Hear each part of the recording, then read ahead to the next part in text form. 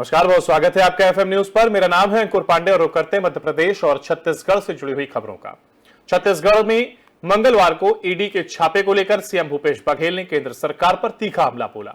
मोदी सरकार पर निशाना साधते हुए उन्होंने कहा कि फिर से छत्तीसगढ़ में ईडी का छापा पड़ा है।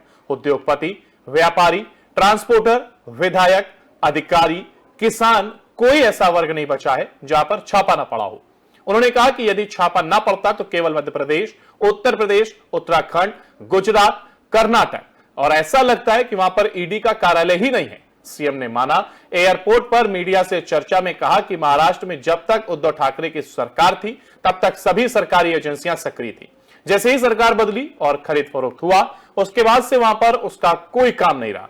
बीजेपी के राष्ट्रीय नेता और प्रदेश स्तर के नेताओं के इशारे पर यह सब किया जा रहा है। ईडी को निष्पक्ष होना चाहिए। उन्होंने महादेव ऐप को लेकर बीजेपी पर बड़ा आरोप लगाते हुए कहा कि मैंने सुना है कि महादेव ऐप पे भी कार्रवाई नहीं कर रहे हैं, क्योंकि बीजेपी शासित राज्यों के कुछ बीजेपी नेताओं के नाम सामने आए हैं, पर भाजपा इस पर चर्चा नहीं कर रही है। इस पर ईडी कोई कार्रवाई नहीं करती।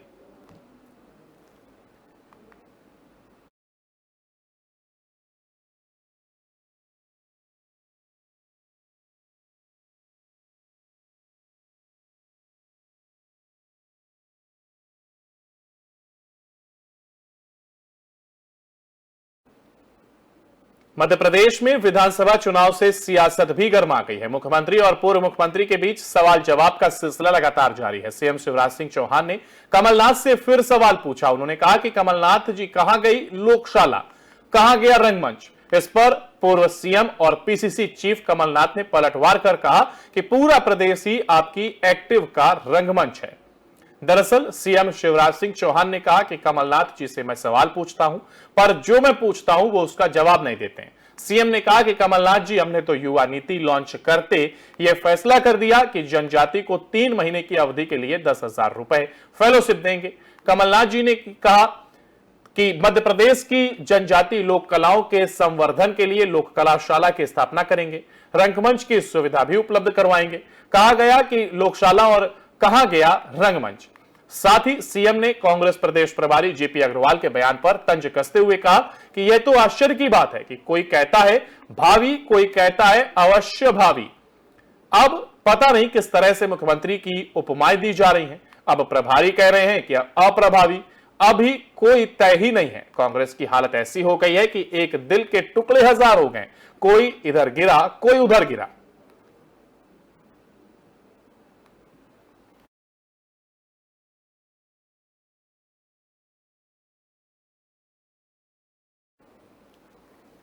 और छत्तीसगढ़ की महिला एवं बाल विकास मंत्री अनिला भेड़िया ने राहुल गांधी को सजा एवं संसदीय सदस्यता खत्म किए जाने के मामले को लेकर बीजेपी और आरएसएस समेत प्रधानमंत्री पर तीखा प्रहार किया है। उन्होंने कहा कि मोदी जी सोचते होंगे कि डरा धमकाकर राहुल गांधी को जेल भेजकर उनकी आवाज को दबाने का प्रयास करेंगे, तो वे गलत सोचते हैं। राहुल गांधी काफी प्रभावशाली व्यक्ति हैं। भारत जोड़ो यात्रा के दौरान उनका अदम्य साहस देखने को मिला है और हम उनके समर्थन में लड़ाई जारी रखेंगे। अब तो दिल्ली कूच करने की भी तैयारी है। नरेंद्र मोदी की तानाशाही से देश के लोग उग्र हो रहे हैं।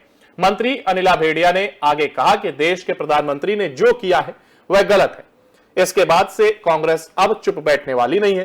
कांग्रेस के साथ साथ अन्य विपक्षी दलों के साथ भी लोग उग्र हो रहे हैं और पूरे देश की जनता में उनके प्रति आक्रोश देखने को मिल रहा है। मंत्री ने आगे कहा कि राहुल गांधी ने जो देश को जोड़ने के लिए भारत जोड़ो यात्रा निकाली, लोगों का जुड़ाव हुआ, उससे कहीं ना कहीं प्रधानमंत्री भयभीत हैं।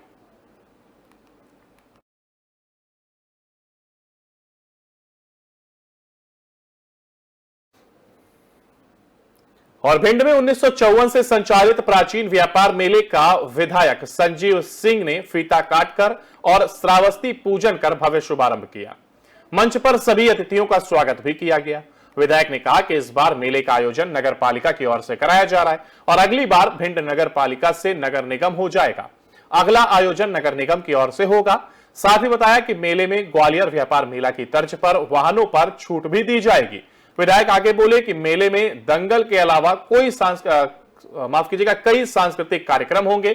सुप्रसिद्ध गायक अल्ताफ राजा भी गानों की शानदार प्रस्तुति देंगे, तो वहीं कवि सम्मेलन का भी आयोजन होगा। विधायक ने भिंड मेले में दंगल का भी शुभारंभ किया जाएगा, जिसमें कई प्रांतों से नामी पहलवान भाग ले रहे हैं। मेले को देखने के लिए पहले ही दिन सैकड़ों की संख्या में लोग पहुंच रहे हैं, जहां झूला झूलने के साथ साथ घर गृहस्थी के सामान की खरीदारी की गई, तो वहीं मेले में लगी दुकानों के व्यंजनों का भी लुत्फ उठाया गया।